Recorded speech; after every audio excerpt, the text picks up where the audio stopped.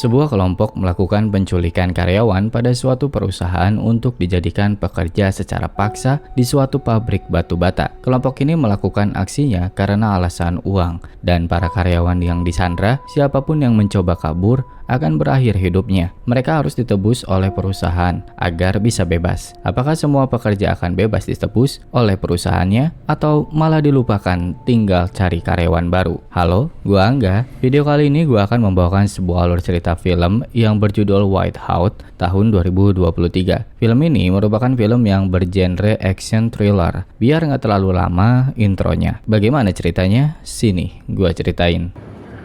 Henry Rutherford. Henry dipanggil oleh Karjin, pemimpin kelompok. Henry ini adalah seorang teknisi kelistrikan. Karjin memanggil Henry untuk memperbaiki radionya. Namun, radio ini tidak bisa diperbaiki karena salah satu komponen rusak dan tidak ada penggantinya. Lalu Karjin akan membawakan komponen itu nanti dan juga bilang kepada Henry, jika ia bisa memperbaiki radionya, Henry akan mendapatkan libur dan keringanan bekerja. No, please, no. Dua orang penyerang Henry ini akan mencoba mencoblos Henry dari belakang, tapi aksi mereka dihentikan oleh tahanan lain. Orang-orang ini curiga kepada Henry karena ia dipanggil menemui Karjin. Mereka mengira ada hubungan kerjasama antara Henry dan Karjin. Henry membela dirinya dan berkata kalau ia hanya melakukan perbaikan radio, dan salah satu orang yang menyelamatkan Henry kalau ini kesempatan bagus. Ternyata orang itu ingin merencanakan untuk melakukan pelarian. Henry ragu dengan hal ini karena posisi mereka berada di tengah-tengah hutan Siberia, dipenuhi salju, butuh berbulan-bulan untuk sampai menuju kota. Jika itu berhasil, belum lagi penjaga di sini ketat dan anjing penjaga yang buas.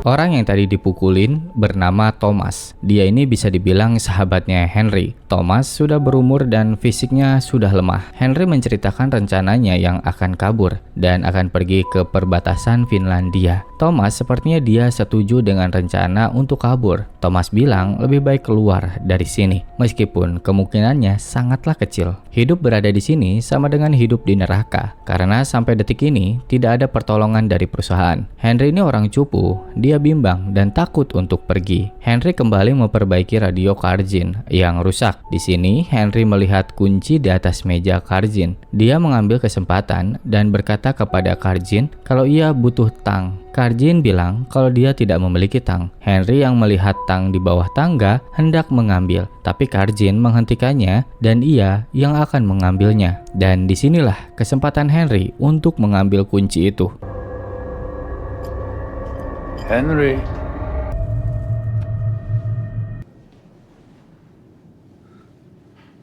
Tiga orang sudah menunggu kedatangan Henry keluar dari ruangan Karjin. Henry memberikan kunci yang ia dapatkan. Malam ini akan dilakukan aksi kabur mereka. Namun Henry tidak melihat Thomas ikut dalam aksi ini. Henry kembali ke kamar untuk tidur, sedangkan yang lain melumpuhkan penjaga. Aksi mereka ini cukup lancar di awal, meskipun di sini banyak penjaga. Mereka berhasil mengambil perlengkapan yang ada. Semua peralatan mereka bawa untuk perbekalan mereka kabur. Sepertinya orang yang kabur dari sini bukan Henry dan kawan-kawan saja. Ada juga tahanan lain yang merencanakan kabur. Henry sampai pada sebuah mobil van dan mereka menaruh semua barang ke dalam van. Dan setelah itu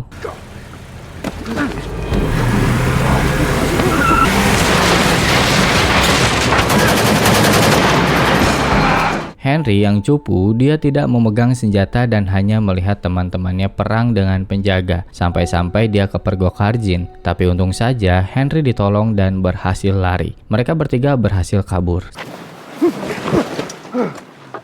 Okay, I guess we'll stop here. Setelah mereka istirahat, Kurt dan Anthony minum dan sambil memeriksa peluru yang mereka punya. Peluru mereka hanya tersisa setengah magazin. Henry masih dalam keadaan tertidur ketika mereka sudah siap untuk berangkat. Henry dibangunkan dan dia kaget. Mereka pergi, di jalan Henry bertanya soal semalam. Karena itu bukan bagian dari rencana. Anthony dan Kurt berkhianat dan mengorbankan temannya sendiri. Henry yang bertanya soal itu, Anthony tidak terima. Jika Henry keberatan, silahkan pergi kembali ke pabrik. Mereka lanjut perjalanan. Waktu sudah menunjukkan siang hari. Dan tiba-tiba Kurt memberi tanda kalau ada seseorang di sini. Dan yang terjadi...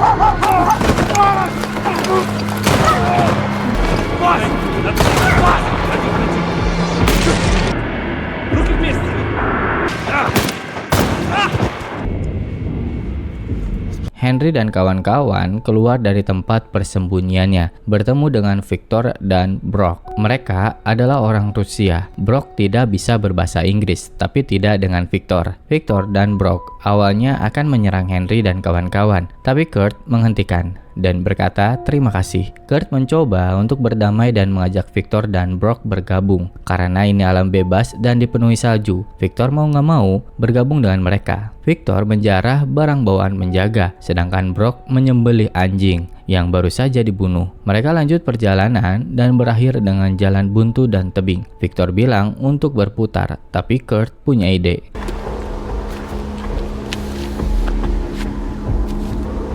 Easy.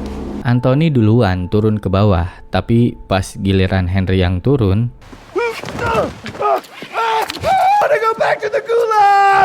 mereka semua selamat turun ke bawah. Kurt membuka sebuah kertas berisikan peta. Dia menjelaskan rute kepada Victor. Henry yang melihat itu heran. Menurut Kurt, jarak tujuan kita itu dekat. Tapi Kurt langsung mencela omongan Henry. Dan dia bilang kalau dia sudah merencanakan ini semua selama berbulan-bulan. Di sini mereka membuat camp untuk tempat istirahat. Brock yang menemukan sebuah botol vodka meminumnya. Brock menawarkan kepada Henry, tapi Henry menolak. Lalu Victor bilang kepada Henry, apakah kau ingin balas dendam kepada Brock? Brock ini adalah orang yang mencoba mencoblos bagian belakang Henry pada saat itu. Henry tentu menolak. Dia memilih hidup aman. Victor memaksa Henry untuk balas dendam. Setidaknya memukul Brock sekali saja. Ketika Victor mendekat ke Henry, Victor bertanya, apakah kau belum pernah memukul orang? Henry menjawab dengan gugup, pernah sekali. Tentu, Victor tahu kalau Henry berbohong. Henry terpojok dan tidak ingin melakukannya. Victor terus memaksa. Dan Anthony juga bilang kepada Henry untuk melakukannya. Bahkan, Victor sampai mengajarkan Henry bagaimana cara memukul orang. Henry dengan terpaksa memukul Brock. Do it, Henry!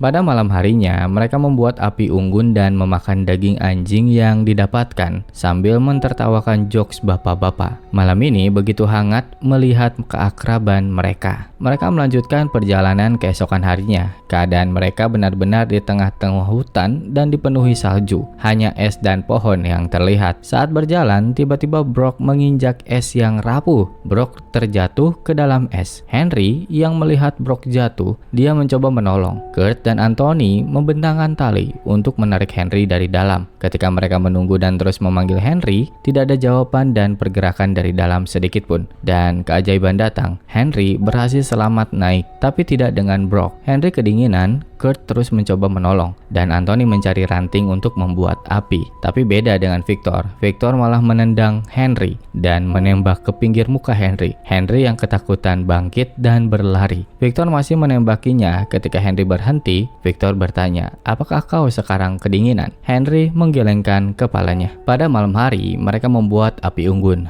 Victor bertanya sisa perbekalan mereka. Kurt bilang kalau kita masih memiliki 8 kaleng kacang dan sisa roti. Setelah itu mereka tidur.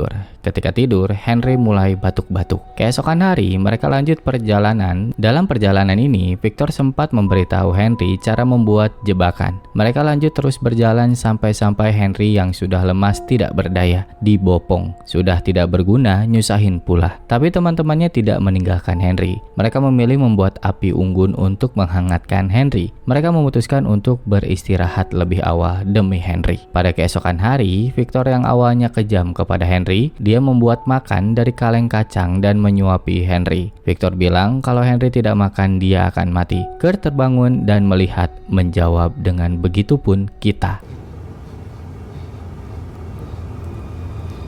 Anthony memanjat dan melihat kalau ini adalah jalan satu-satunya yang harus ditempuh.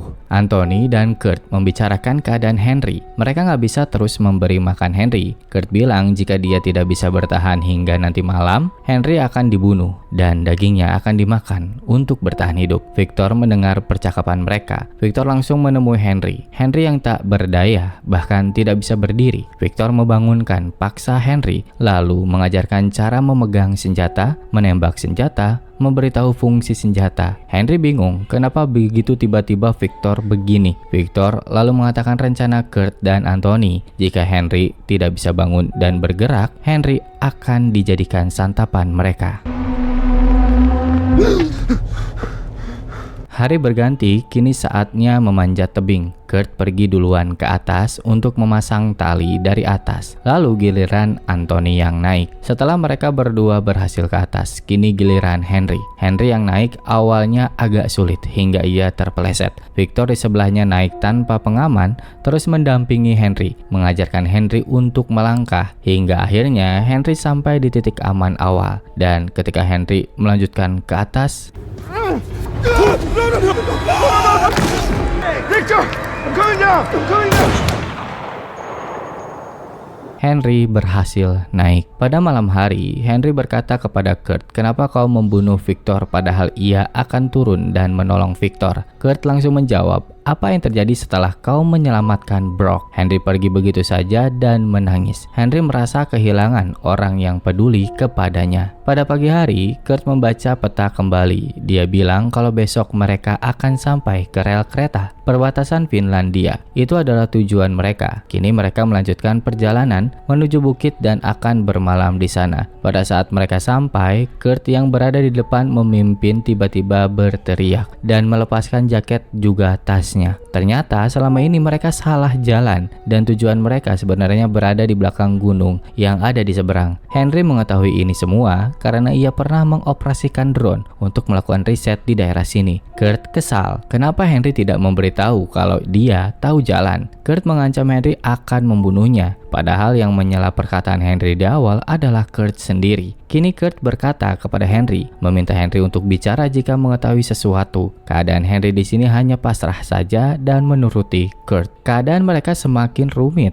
Kini hanya tersisa 2 kaleng makanan. Henry di sini menyarankan untuk berhenti dan berburu, tapi Kurt menolak saran dari Henry, memilih untuk terus maju menuju danau dan sampai di pegunungan yang dituju. Singkat cerita, mereka sampai pada tempat di mana mereka akan beristirahat kembali. Di sini Henry tidak hanya diam, dia membuat jebakan yang pernah diajarkan oleh Victor. Sedangkan pada malam hari, Kurt dan Anthony tidur. Henry melihat kaleng bekas makanan, ia terpikirkan sesuatu. Meskipun hari sudah berganti, Henry masih belum mendapatkan apa-apa dari jebakannya. Lalu Henry memberikan saran, jika kita sampai danau mungkin bisa memancing. Henry membuat kail dari bekas kaleng makanan semalam. Anthony meragukan rencana Henry, tapi dia bilang, apa salahnya mencoba? Mereka sampai danau. Danau ini adalah tempat di mana Brock hilang kecebur. Kurt menebang ranting pohon, melubangi danau yang beku, dan memberikan sisa kacang untuk dijadikan umpan. Sedangkan Anthony dan Kurt menunggu hasil.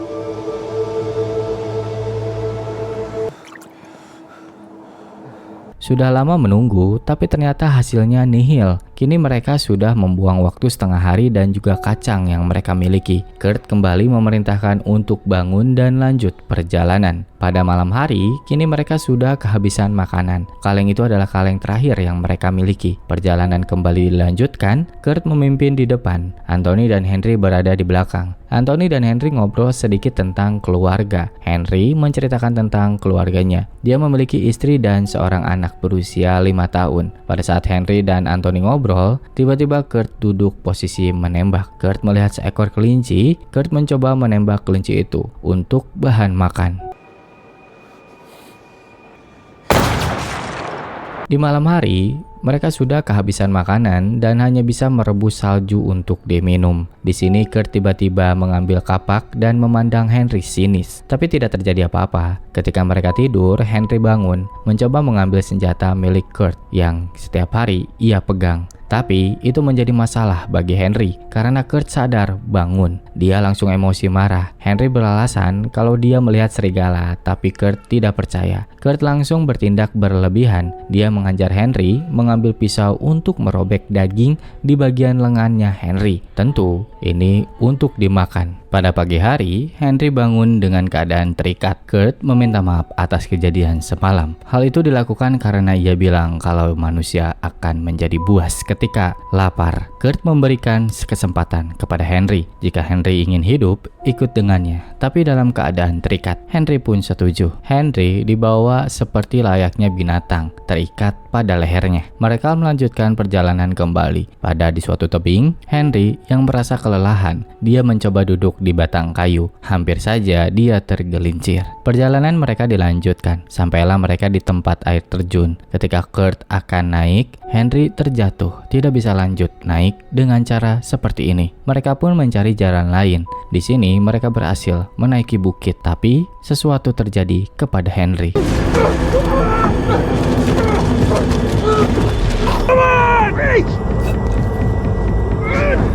Get your ass up and climb. Mereka sempat istirahat. Anthony mengganti perban Henry. Mereka lanjut perjalanan hingga malam pun tiba. Di sini Anthony dan Henry ngobrol. Kita mengetahui fakta baru. Anthony dan Kurt kenapa begitu hebat dalam hal menembak dan tahu bertahan hidup dengan baik. Karena mereka adalah seorang tentara. Henry menerima kenyataan pahit. Henry diajak untuk kabur dan terus dipertahankan karena dia adalah pilihan terakhir untuk bertahan hidup. Henry akan dijadikan makanan pada akhirnya. Anthony berbeda dengan Kurt. Anthony di sini agak lembut dan berkata kalau ia memiliki pilihan lain, dia tidak akan melakukan ini. Setelah itu, Anthony dan Kurt ngobrol bisik-bisik sambil memandang Henry. Dan pada pagi harinya, Guys, stop!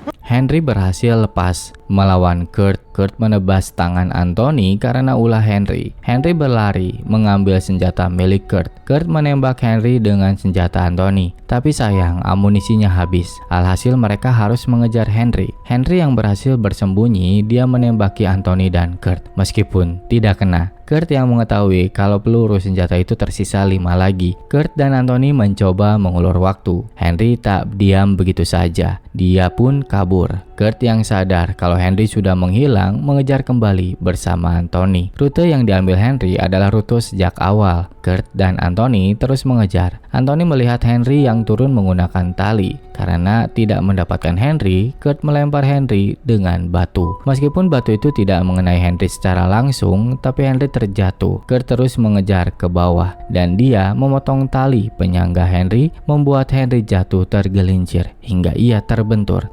Tapi Henry masih bisa selamat dan sadar.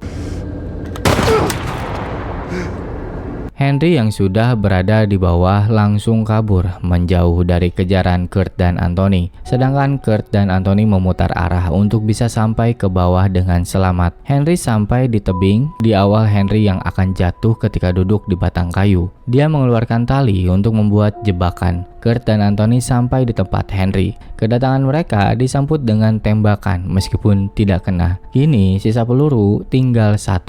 Kurt menyerang mendekat. Henry berhasil menembak Kurt meskipun itu hanya mengenai kaki. Kini pelurunya habis. Kurt mendekati Henry dengan tangan kosong menaruh kapaknya. Ketika Kurt mendekat, Henry menarik tali jebakan dan mengikat Kurt. Tapi tidak terjadi apa-apa. Malah Henry yang dihajar oleh Kurt menggunakan senjata. Henry terpojok dan dicekik oleh Kurt. Meskipun begitu, Henry berhasil membalas dengan mengambil pisau Kurt lalu menusuknya. Duel terjadi, adu pukul dilakukan. Pada akhirnya Henry ditumbang oleh Kurt. Henry sudah lemas tak berdaya ketika akan diakhiri oleh Kurt.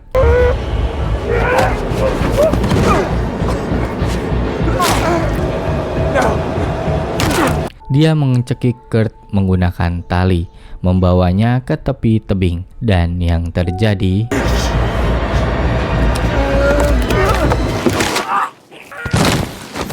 Kini sisa mereka berdua, Anthony yang terluka parah akibat serangan Kurt, dibopong dan terus dirawat oleh Henry. Hari demi hari mereka lewati, malam demi malam dilalui. Henry terus mengurus Anthony yang terluka parah, dan pada akhirnya mereka sampai pada suatu tempat yang sudah terlihat jalan perbatasan, dan disitulah Henry melakukan ini.